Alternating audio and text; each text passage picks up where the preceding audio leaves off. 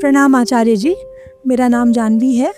मेरी माँ जो हैं वो पिछले 1 साल से मैलिग्नेंसी से बहुत ही साहस के साथ जूझ रही हैं। उनको जब मैंने ये बात बताई थी, उनकी पहली प्रतिक्रिया थी, हुई है वही जो राम रच राखा। और उन्होंने कहा था कि जो भी होगा तुम ये मान लेना, जीवन मिला तो महाप्रसाद है भवानी का, मृत्यु मिली तो मोक्ष है। आज उनके 12 साइकिल्स कीमोथेरेपी हो चुकी है। मेरी माँ ही कारण है कि मैं आपको सुनना मैंने शुरू किया आचार्य जी।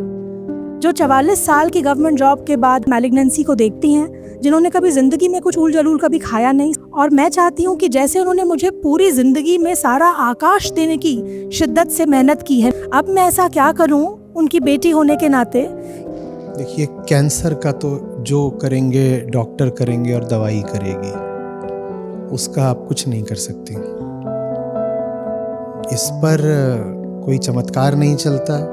कीमोथेरेपी से अगर दर्द होना है तो दर्द होगा। अगर उपचार की दिशा बदलनी है तो उसके लिए फिर डॉक्टर बदलिए, दवाइयाँ बदलिए। कैंसर जिस स्टेज में पहुंच गया है, अब उसके अनुसार और अपनी ग्रेड के अनुसार वो अब एक दिशा लेगा। और ये भी संभव है कि उपचार पूरा हो जाए, कीमो सफल हो जाए, कैंसर हट जाए, माँ पूरे तरह से स्वस्थ हो जाए, वो भी एक संभावना है। वो मेडिकल साइंस की बात है, वो डॉक्टरों की बात है, और कुछ हद तक वो संयोगों की बात है। हम नहीं जानते पूरे तरीके से।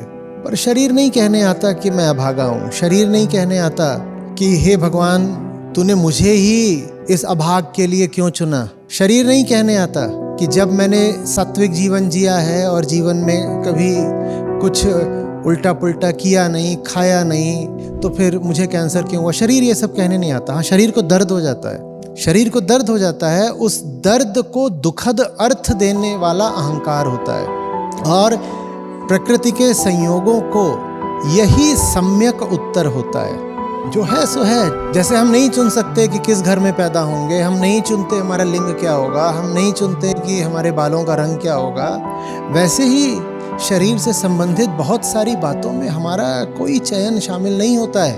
वहाँ पर आप अपनी माता जी की मदद कर सकती हैं। उन्होंने कभी कंप्लेन नहीं किया आचार्य जी। बस बहुत बढ़िया, कभी नहीं। बहुत अच्छा, बहुत अच्छा।